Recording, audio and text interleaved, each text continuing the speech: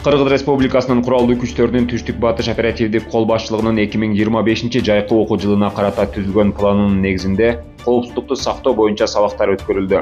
Коопсуздук чараларын жеткирүү сабактары 2025 жылдын 26 майында Ош гарнизонундагы аскер бөлүктөрдүн аскер кызматкерлери үчүн 36-806 аскер бөлүгүндө атайын дайындалган окуу ордуларында өткөрүлдү. Сабактардын жүрүшүндө аскер кызматкерлерине сабактын жетекчилери тарабынан курал-жарак, ок-дары, жарылуучу заттар менен иш алып барууда аларды туура колдонуу жөнүндө түшүндүрмөлөр берилди. Ал эми чарбалык, медициналык, аскер техникалар менен кызмат аткарууда аскер кызматкерлерине мисалдарды келтирүү каражаттарын колдонуу менен сабактын жетекчилери түшүндүрүп беришти.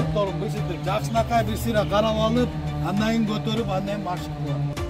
Коопсуздук чараларын сактоо менен ар бир аскер кызматкери өздөрүнүн ден соолугуна жана кызматка терс таасирин тийгизбей залакалуу көрүнүштөрдүн алдын алууга болот. Эскерте кетсек, мындай иш-чара аскер бөлүктөрдө 6 ай сайын өткөрүлүп турат.